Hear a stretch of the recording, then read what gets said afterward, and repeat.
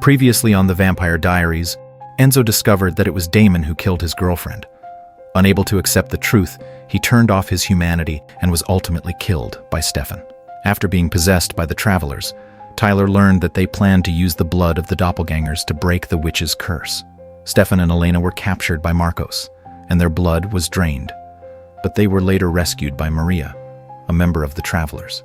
Damon hid all the bodies that the Travelers had possessed, attempting to use them as leverage against Marcos. The story continues from here. This is the greatest crisis the vampires have faced. The Travelers, determined to seize their home, have pooled their entire tribe's power to set up an anti-magic barrier. At the same time, Elena and Stefan finally return to Mystic Falls, only to be blocked by Luke and Liv. The sibling witches work together, casting a spell that crushes their car with an invisible force. Maria dies on the spot, as her human body couldn't withstand the impact like a vampire's could. With Luke and Liv attacking them from both sides, Stefan and Elena find themselves with nowhere to run. Liv explains that only one of the doppelgangers needs to die for their blood to lose its potency, which would thwart the Travelers' plans. Meanwhile, Enzo's ghost continues to torment Bonnie, who is forced to admit that she has no way of bringing him back to life. Suddenly, Maria's ghost appears before Bonnie, asking her to tell her husband that she did everything she could. After saying her piece, she passes through Bonnie and crosses over to the other side. At the same time, after realizing he can't defeat Marcos, Damon decides to stop humiliating himself. Everything happening upstairs is overheard by Julian, who's locked in the basement. Marcos's betrayal leaves Julian disillusioned, knowing that once the anti-magic barrier is complete, he'll die along with Tyler. So, he secretly sends word to Damon, proposing they team up against Marcos. Damon, under the guise of showing Marcos the wine cellar, discreetly tosses the keys to Julian. Luke and Liv hesitate to harm Stefan and Elena, but their spell suddenly loses power. The anti-magic barrier is taking effect. All the Travelers gather in the town square, crushing the doppelganger's blood and chanting in unison. Once the town becomes a magic-free zone, all spells will be undone, and the curse that has plagued the Travelers for 2,000 years will finally be broken. Without their magic, Luke and Liv are no match for the vampires. Just as Elena is about to strike back, she realizes her daylight ring has stopped working. Elena and Stefan are nearly burned alive by the sun, forcing them to take refuge in Matt's bar. The failure of the daylight rings is only the beginning. Once the anti-magic barrier is fully formed, all vampires and werewolves in Mystic Falls will die. After all, they are creatures of magic. Matt leads Stefan and Elena through a hidden tunnel to escape, but along the way, Elena begins showing signs of drowning, just like she did when she died before becoming a vampire. Stefan stumbles as if shot. Before he turned, he was killed by a gunshot from his father. If their vampire status is stripped away, they are just a corpse. Stefan and Elena push through their injuries and continue forward. Meanwhile, Julian, like a wild animal unleashed, sinks his teeth into Marcos's neck. Having defected from the Travelers, he shows no mercy to their former leader. Unexpectedly, at this time, Julian's fangs disappeared, and Damon was also burned by the sunlight. The anti-magic barrier has expanded to this place. In the square, all the Travelers begin to bleed from their orifices and collapse one by one. The greater the magic, the greater the cost. But the Travelers have found a loophole. They sacrifice only their hosts, while their souls return to their original bodies. In the castle, the Travelers awaken one by one, announcing that the town now belongs to them. The bullet wound from Damon's human days reappears, and Julian, who is possessing Tyler's body, begins to experience Tyler's pain as well. If they don't escape Mystic Falls, death will be the only fate that awaits them. As Damon looks back at his home one last time, his eyes are filled with bitterness and longing, so much so that he closes the door behind him before leaving. Under the cover of night, Damon and the others finally regroup outside the town. After such a harrowing day, Elena can no longer hold back her emotions and passionately kisses Damon. As Stefan goes to meet up with Caroline, Julian shows up. Upon hearing of his wife's death, Julian is devastated and blames Stefan for her demise. Sensing the danger, Stefan signals Caroline to attack from behind, but her sneak attack fails. Left with no choice, Stefan shields Caroline by taking Julian's fatal blow himself. Caroline gasps in disbelief, covering her mouth as Stefan's heart is ripped out, and his body begins to decay. With Stefan's death, the expansion of the anti-magic barrier stops, but it has already covered the majority of the town. While Enzo urges Bonnie to find a way to bring him back, Bonnie suddenly sees Stefan, and her heart sinks. This means he's dead. Please tell me that you figured out a way to bring us all back. I lost it. I'm sorry. Don't let me go. Let me lay my head down on the shadow. Hold me in your feet. Stefan's death leaves Caroline heartbroken, and she wails in despair. Elena, though deeply saddened, does not shed a single tear. Damon promises that he will bring his brother back, and everyone pins their hopes on Bonnie. Bonnie contemplates using the same method the travelers used to resurrect Marcos, but the problem is she needs the traveler's spell and the sacrifice of dozens of lives. To make matters worse, the only traveler willing to help has been sucked into hell. Unable to accept this, Damon even threatens Bonnie. My brother is over there. I know that! At this moment, Enzo's ghost appears with good news. He just made a new friend in the other side, who happens to know the traveler's spell. The task of gathering the sacrifices, however, falls to Damon. All they need to do is wipe out the travelers in one fell swoop, killing two birds with one stone by eliminating their enemies and fulfilling the sacrifice. Damon recruits Matt and Jeremy to help him. Since neither Matt nor Jeremy is affected by the anti-magic barrier, they can freely move in and out of the town. After some research, they discover that the barrier doesn't fully cover the town. Vampires can still walk through the outskirts, including the forests and cemetery. Damon plans to blow up the town's underground gas lines, but first he needs to gather the travelers in one place. After the travelers took over the town, Sheriff Forbes had no choice but to submit to them in order to protect the townspeople. Upon learning of Damon's plan, she slyly suggests to the travelers that they throw a victory party. Marcos accepted Sheriff Forbes' suggestion, and all the travelers gathered at the bar for a celebration. Meanwhile, Matt and Jeremy sneak in to tamper with the gas lines beneath it. When Tyler dies, he's finally freed from the traveler's possession. Bonnie promises to bring him back to life. This leaves Enzo speechless. The list keeps growing. Tyler gladly entered the other side after receiving Bonnie's promise. The other side is on the brink of collapse, and many souls are being pulled into hell. Just as Stefan is about to be taken, a strong hand grabs hold of him.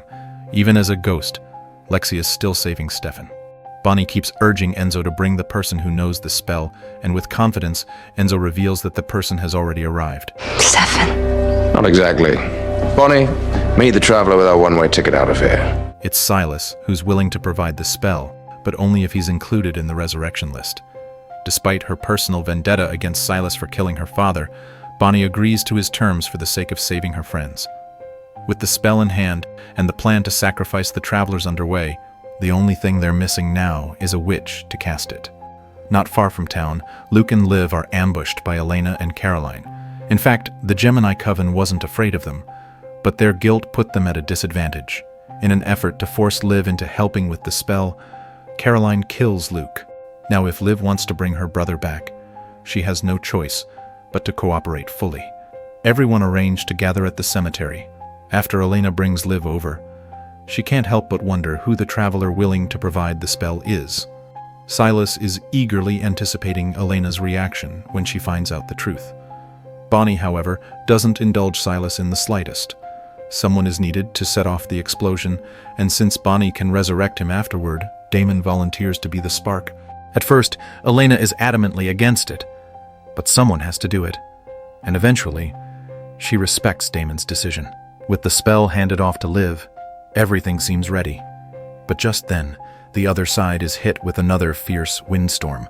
Silas and Enzo were hanging by a thread, but Bonnie steadied Enzo first, and then, putting aside their past, reached out her hand to Silas. Silas is sucked into hell, allowing Bonnie to avenge her father's death. Removing the unnecessary people, the main character group, and the travelers officially began the decisive battle. Before the battle, Sheila's spirit appears to warn Bonnie that each person she revives brings her closer to death. But Bonnie declares that she's willing to risk disappearing forever if it means saving her loved ones and friends. While proud of Bonnie, Sheila declines the chance to be resurrected. Sheila gives up her spot on the resurrection list, having found her peace. Even in hell, the conversation between the grandmother and granddaughter is overheard by Stefan and Lexi, who realize just how much Bonnie's family has sacrificed for them all. As night falls, the travelers gather for a grand celebration, rejoicing in their takeover of the vampire's home. Their leader, Marcos, remains vigilant, suspecting Sheriff Forbes of ulterior motives. Marcos's suspicions are aroused when he realizes that Sheriff Forbes evacuated all the townspeople but chose to stay behind herself. Sensing his doubt, Sheriff Forbes improvises, casually pointing out the faint smell of gas in the air. As Marcos checks the source, Sheriff Forbes seizes the moment and knocks him out. After sending a text, Sheriff Forbes prepares to leave, but is stopped by a now conscious Marcos. Meanwhile, Damon is nervously drinking, gearing up for his mission to ignite the gas and take out all the travelers. Upon receiving Sheriff Forbes' message, Damon downs his drink in one gulp and heads off to meet his fate. To his surprise, Elena was sitting in the passenger seat, determined to join Damon in carrying out the suicide mission.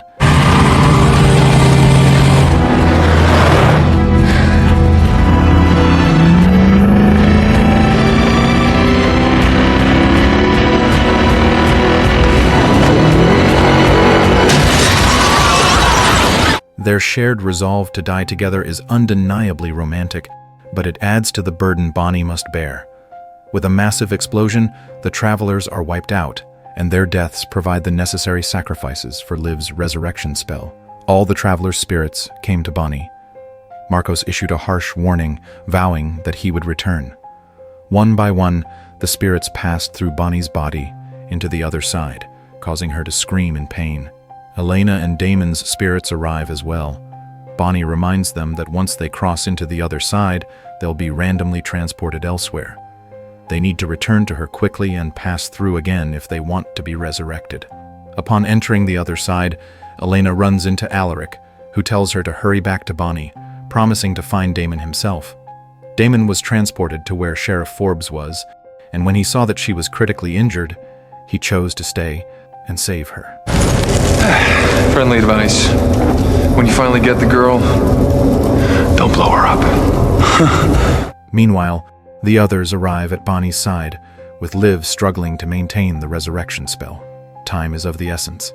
Luke, worried about his sister, is the first to pass through Bonnie and come back to life. Next is Enzo, who nonchalantly walks away after being revived. Then it's Tyler's turn. After enduring the effects of the anti-magic barrier, he's no longer a hybrid, fully reverting to a werewolf, finally severing his ties with Klaus. Stefan and Lexi insist on waiting for the others, but only Elena manages to make it back. Elena was unwilling to be resurrected without Damon, but the other side was about to collapse. If they didn't leave soon, it would be too late, so Bonnie forcibly resurrected Elena. When Caroline sees Elena, she's overjoyed, but quickly turns to Bonnie, anxiously urging her to hurry and resurrect Stefan, only to see Bonnie start coughing up blood. Stefan instinctively reached out to help Bonnie, and unexpectedly, he completed his own resurrection. He was not joyful, but panicked and anxiously explained. Bonnie assured them that she would definitely find Damon and bring him back to life. But just then, Marcos arrives, also seeking resurrection, only to be stopped by Lexi. In the end, Marcos is dragged into hell. Lexi! Come on! It's your turn! Every person that passes through takes you one step closer to death. Lexi sacrifices her chance at resurrection. She knows that every life Bonnie brings back pushes her closer to death, so she gives the opportunity to Damon, because Damon is what matters most to Stefan. Liv is hit by magical backlash but continues to hold the spell. Luke, unwilling to see his sister die from exhausting her magic, casts a spell to stop her.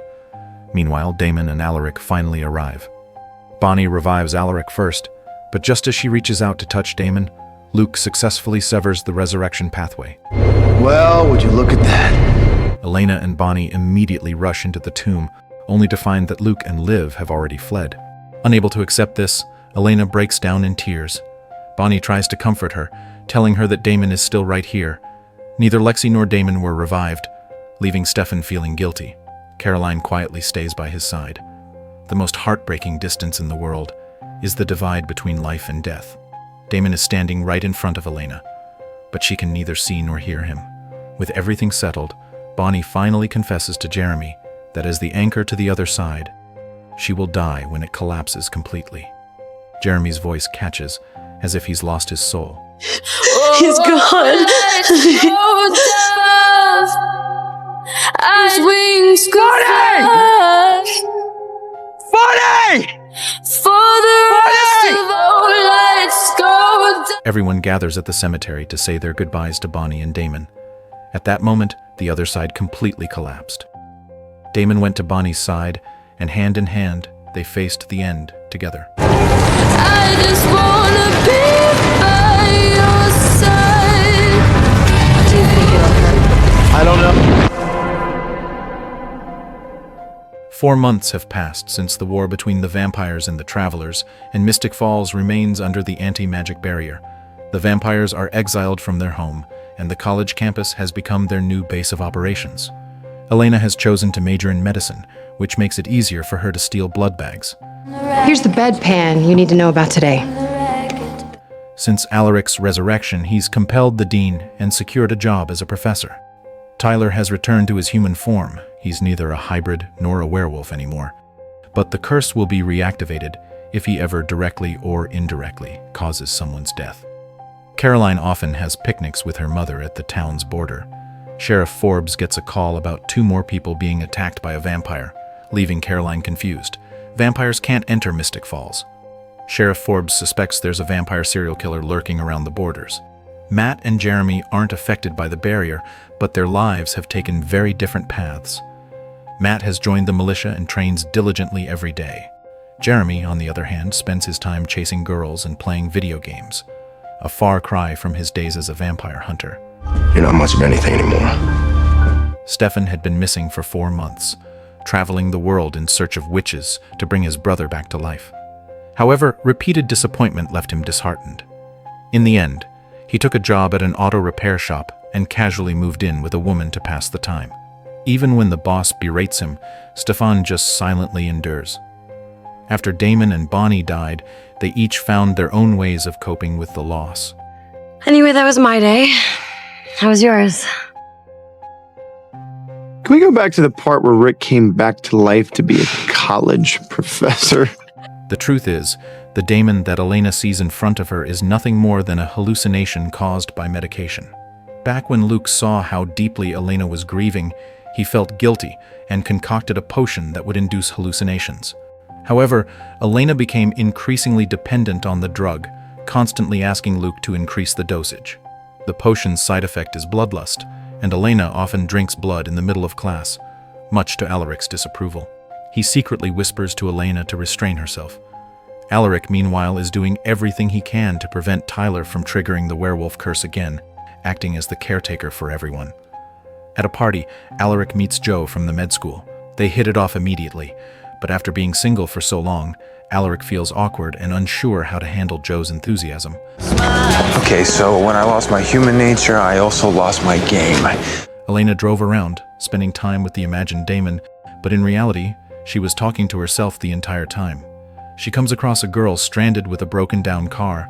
Elena didn't even bother to use compulsion on the girl. She immediately attacked her. Luckily, Caroline arrives just in time to stop her. It turns out, the vampire serial killer at the town's border was Elena. The injured girl escapes into town, leaving Elena unable to pursue her. Caroline had no choice but to contact her mother to clean up the mess. The girl stumbles into Mystic Falls, where Matt is the first to find her.